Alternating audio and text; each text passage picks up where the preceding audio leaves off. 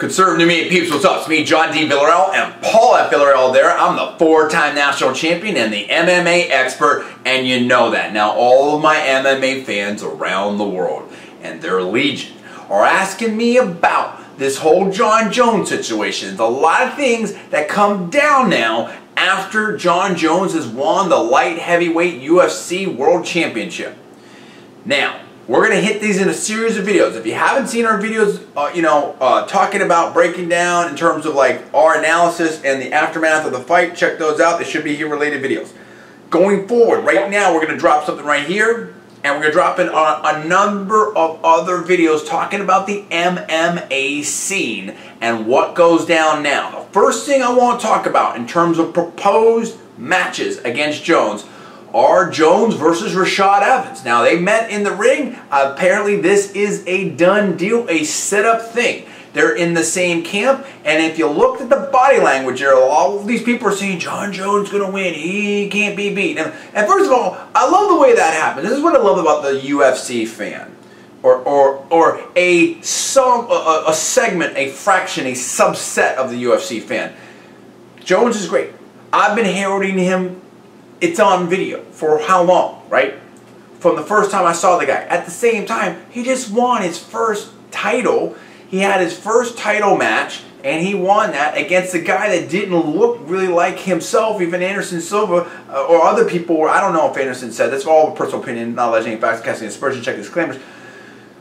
But I think somebody said something like, hey, it looks like this the Shogun that fought Forrest Griffin. You know, with Shogun, you just don't know what you're going to get. If it, not unlike BJ Penn sometimes. If the right Shogun or BJ Penn shows up, it's amazing. If the wrong one shows up, then, they can be beat by fighters that maybe they shouldn't be beat by. Who knows? Anyway, the point is, okay, put all that aside. Jones wins, and now all of a sudden he's a world beater. Nobody can beat him.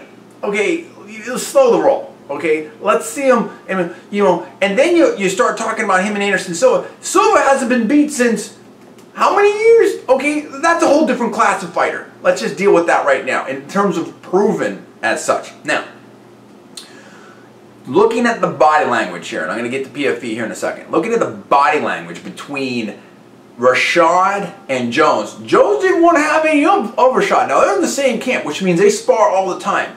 And what I got from that was, yeah, Jones didn't like that he had to face his campmate, but at the same time, it wasn't like, oh yeah, I got this in the bag. I saw a very confident Rashad. I saw someone that probably was getting the better of those sparring matches.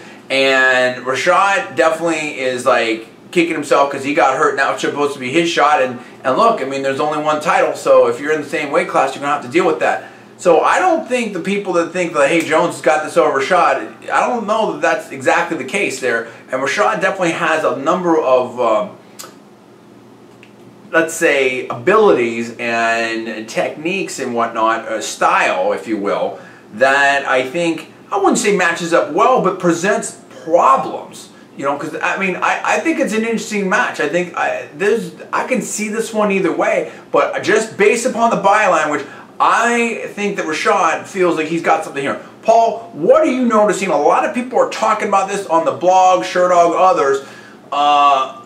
What do you make of this whole Rashad versus Jones situation? Well, a couple of things. The first thing is that Rashad has formally left the Greg Jackson camp. Ooh. So even though these guys used to be teammates, they no longer are. I think I heard Rashad is now starting a place up in Florida, his own training camp. That's number one. Number two is, I agree with you. Rashad seems confident, seems pretty poised. In fact, I heard some statements made by Dana White today. I was reading one of the sites, and Dana White was like, look, Rashad wants this fight. He wants it bad. So it's not like Rashad's running away from this. So apparently Rashad knows something that maybe everybody else doesn't know. Look, to me, this is very simple. I forget exactly what his record is, but I think it's like something, 20-something, 24, whatever it is. I gotta look again, and one or two. He's only lost once or twice, okay? People sleep on Rashad. People think, oh, yeah, but you know what? He wins. He wins. I mean, there's a lot of things about Rashad that I'm not always cool with, whatever like that, but the dude wins, okay? And I'm down with that, and he trains hard. He gets himself in great shape. And I'm just saying straight up, don't sleep on Rashad. I'm not picking him yet. We're not picking anything. We're just previewing the situation. And in this previewing situation, it's like, whoa, dude.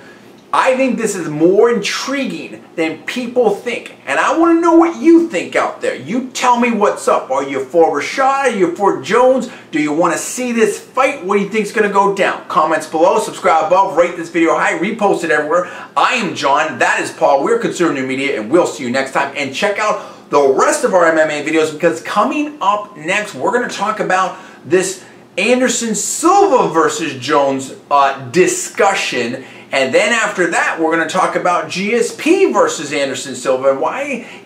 And do some people think that GSP's ducking? He had some interesting comments on MMA Live and some other places. And we got other things even going on from that. So stay tuned. We're going to be right back at you. And thanks for watching.